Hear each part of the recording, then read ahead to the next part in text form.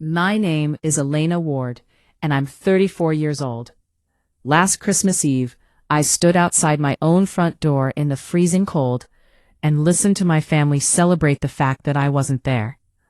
My father raised his glass and said, "Thank God Elena didn't show up." My sister laughed. "Nobody wants her here anyway." And then, glasses clinked. People cheered. I didn't move.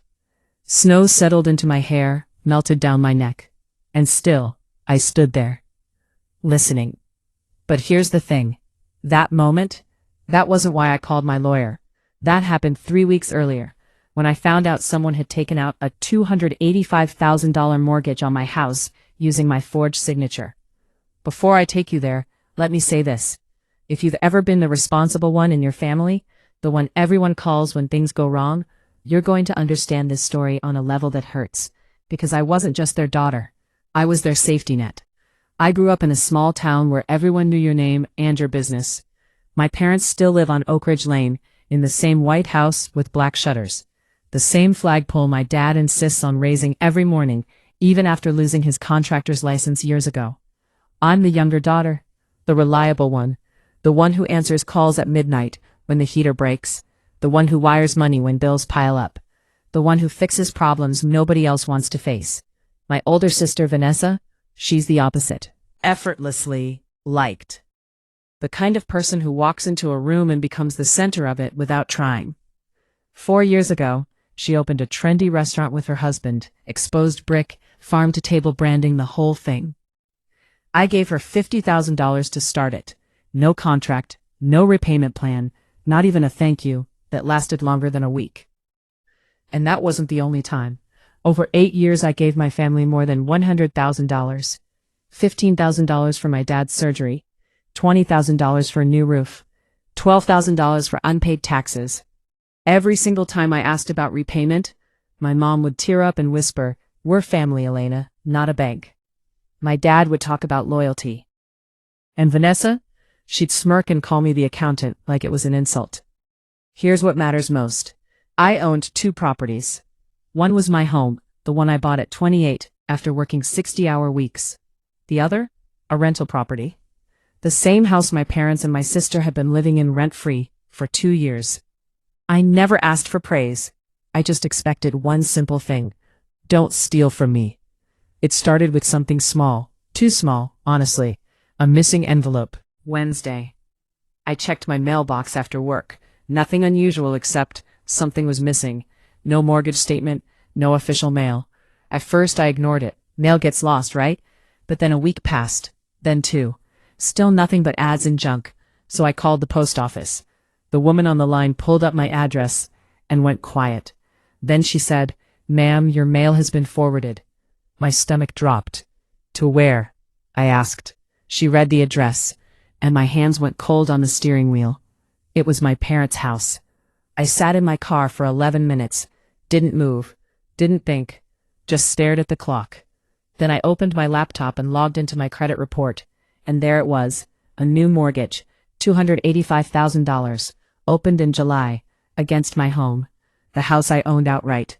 No loans, no liens, nothing. Except now, a massive debt I never signed for. I pulled up the documents. My name, my social security number, my details, and my signature. Except it wasn't mine. It looked like mine. Close enough to fool someone who didn't know better. But I knew. The pressure was wrong. The strokes were off. The way the letters connected, it wasn't how I wrote. Someone had copied it, practiced it, forged it. The next morning, I called a lawyer. Not a friend, not a favor, a professional. Because something in my gut already knew. This wasn't random. This wasn't identity theft from a stranger. This was personal. Within 10 days he had everything. The full mortgage file, the signed documents, the notarized pages. He laid them out in front of me, side by side with my real signature, and then he said it clearly. This is fraud. Not a mistake, not confusion, a felony. Then he pointed at one name, the notary, the person who legally confirmed I signed those documents. I read it once, twice, and then I said, "That's my mother's friend." That was the moment everything shifted, because suddenly, this wasn't a stranger. This wasn't bad luck. This was someone who had access, someone who knew me, someone who knew exactly how to get away with it. And I still didn't know the worst part. Not yet. The money? That would come next. And when it did, every single name on that list would be someone I had loved my entire life. If you think finding out someone forged your signature on a $285,000 mortgage is the worst part, it's not. The worst part is finding out exactly who did it and where every dollar went. My lawyer didn't waste time. 4 days. That's all it took for him to trace the money. 4 days to turn a suspicion into proof. He called me into his office and didn't say much at first. Just slid a file across the table. "Read it," he said. So I did. Line by line, transaction by transaction. And with every page I turned, my chest got tighter. The loan, $285,000, had been deposited into an account I had never opened. The name on it? The Ward Family Trust. I'd never created a trust, never signed anything authorizing one. But there it was, opened 2 weeks before the mortgage closed, using my identity, my social security number, and a mailing address, a P.O. box registered to my parents' house. From that account, the money didn't sit. It moved, fast, clean, like someone had planned this down to the last detail. 3 wire transfers, 3 destinations, 3 people. $180,000 transferred to a business account. The name made my stomach drop. Vanessa's restaurant. The same restaurant she told everyone was thriving. The same one I had already funded with $50,000. $65,000 transferred to a personal account. Account holder? My father. The same man who lectured me about loyalty. $40,000 transferred to my mother, the woman who cried every time I asked for repayment. I didn't speak. I couldn't. I just kept staring at the numbers like they might rearrange themselves into something that made sense. They didn't. My lawyer watched me carefully. Then he said it, calm, direct. "The trust formation documents list your sister as the organizer." I looked up. Does that mean? It means she built this. Built it. Not stumbled into it. Not got pressured into it. Planned it. Executed it. Covered it. He kept going. She filed the trust. She arranged the notary. She submitted the mail forwarding request. My breath caught. The mail, that was her too? Yes. That's when everything clicked. The missing letters, the silence from the bank, the perfect timing. This wasn't just fraud. This was a system. A setup designed to keep me blind until it was too late. And it almost worked. If I hadn't checked my mail that day, if I hadn't called, if I'd ignored it for just a little longer, I would have lost my house, my career, everything. Because here's something most people don't realize. A foreclosure doesn't just take your home. It follows you. Especially in my field. I'm a CPA. My firm runs background checks, credit checks. A foreclosure? That's not just financial damage. That's professional suicide. They didn't just steal your money, my lawyer said. They put your entire life on a timer. I sat there, and for the first time, I stopped thinking like a daughter, and started thinking like someone who had just been robbed. "So what are my options?" I asked. He didn't sugarcoat it. Criminal charges, civil lawsuit, emergency injunction to freeze the mortgage. "And the house they're living in?" I asked. He met my eyes. "We evict them." Just like that. 2 words, but they hit harder than anything else. Because that house, that was where every Christmas happened, every birthday, every memory. And now, it was evidence. I approved everything, every filing, every motion, every step, but I told him one thing.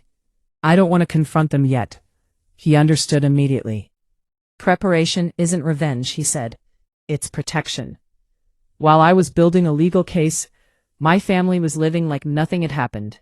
Vanessa was posting on social media pictures of her restaurant, new renovations, wine nights, smiling like everything was perfect. $180,000 of my stolen money turned into decor and captions.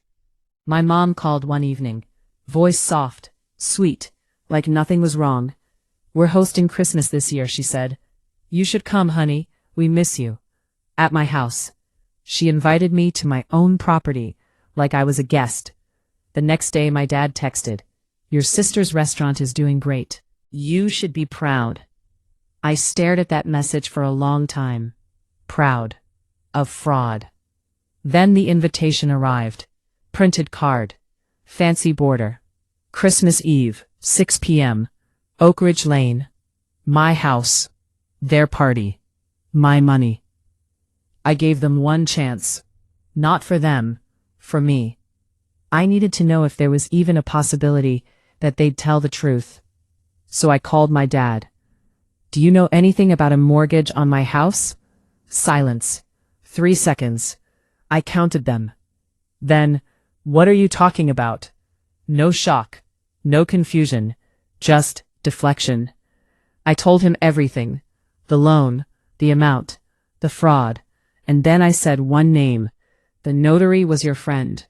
The line went dead. 20 minutes later, my sister called. Not worried.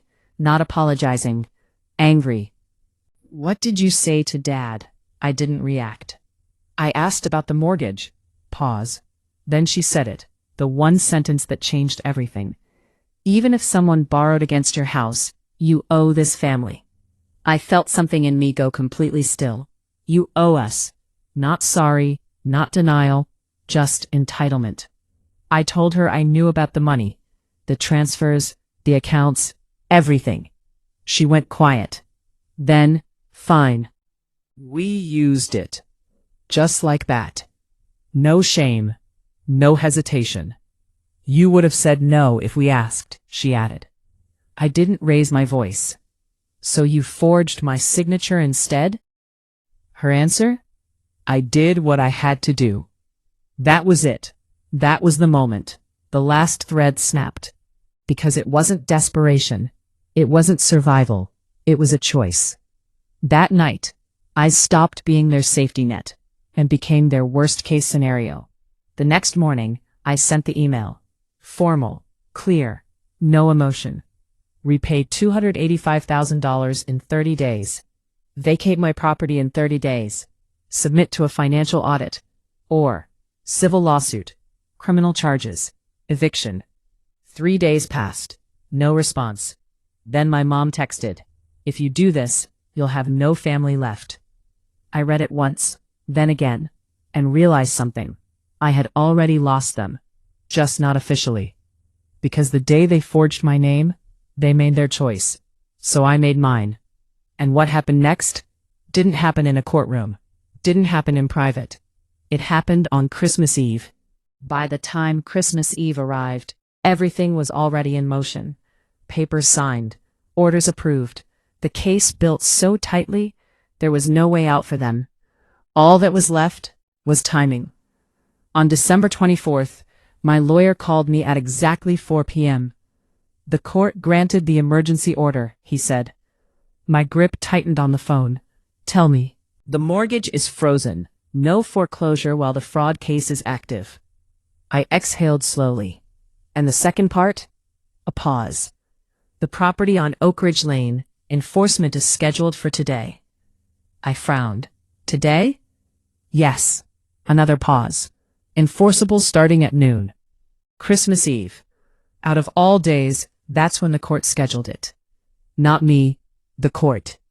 I drove to his office the next morning and signed the final authorization. 3 copies, official seal, sheriff's department cleared to act. Everything legal, everything final. Before leaving, he handed me a thick envelope. "Full case file," he said, "in case anyone asks." I took it. It didn't feel heavy, but it carried everything. Every lie, every forged signature, every dollar they took. That night I couldn't sleep. So I drove past the house. My house. It was glowing. Lights wrapped around the roof. A wreath on the door. Through the window I could see the table set. Candles, plates, people moving around laughing. Preparing for a celebration. In a home they stole from me. My phone buzzed. A message from Vanessa. "Hope you come tonight. Let's put this nonsense behind us." Nonsense. $285,000 in fraud. and she called it nonsense. I didn't reply. I set my alarm for the next morning. December 24th. I woke up at 7 a.m. No decorations, no excitement, just silence. By evening, I was ready. Not emotionally, legally. At 4:58 p.m., I parked 3 houses away from Oak Ridge Lane. I did that on purpose. I didn't want to arrive early. I wanted everyone there. Every witness, every person who believed their version of me. The street was packed. Cars lined both sides. Inside the house, I could see movement. Laughter, glasses, people settling in. I walked up to the door. Slowly, calmly. And just before I reached for the handle, I heard it. My father's voice. Loud, confident, giving a toast. To a wonderful Christmas. A pause. Then, and thank God Elena didn't show up. Laughter exploded inside. Glasses clinked. My sister's voice followed. Nobody wants her here anyway. More laughter. Comfortable laughter. The kind that comes from people who believe they're right. I stood there, listening. Every word, every joke, every lie they told about me, echoing through a house I owned. For a second, just 1 second, I imagined walking in, slanting the truth onto the table, destroying them with words. But I didn't, because I didn't need to. I stepped back, turned around, walked to my car, sat down, closed the door, and then I made one call. I'm here, I told my lawyer. They're all inside. 15 minutes, he said. So I waited. 3 minutes. The music inside changed. Laughter continued. 5 minutes. Someone stepped outside, took a call, went back in. Didn't even notice me. 7 minutes. Headlights appeared at the end of the street. 2 sheriff cruisers. Quiet. No sirens. 12 minutes. They parked in front of the house, stepped out, walked up the same path I had just walked. 15 minutes. 3 knocks on the door. Firm. Official. The music stopped. The door opened. And everything changed. From my car, I could see it. The warmth from inside spilling into the cold night.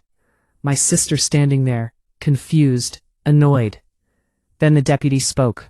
Calm, clear.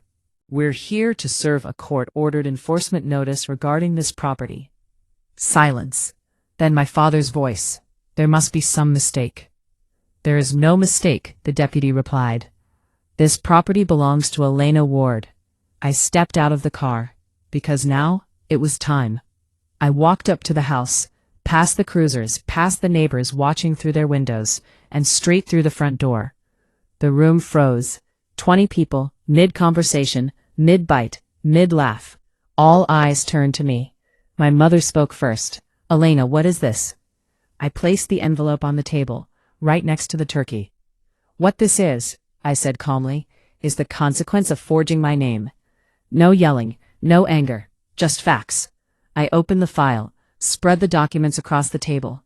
The mortgage, the fake signature, the notary, the wire transfers, and then I said it, clear enough for everyone to hear. $180,000 went to Vanessa's restaurant. She stepped back, silent. $65,000 went to Dad. He didn't move. $40,000 went to Mom. Her hand flew to her mouth. The room shifted. You could feel it. People stopped looking at me and started looking at them. My uncle picked up the documents, read them, slowly, then looked at my father. Told me she gave you this money. Silence. That was a lie. And just like that, everything they built collapsed. Not because I exposed them, because the truth was undeniable. Then the deputy stepped forward. You are required to vacate this property by midnight. And just like that, Christmas dinner was over. People started grabbing coats, avoiding eye contact, leaving quietly.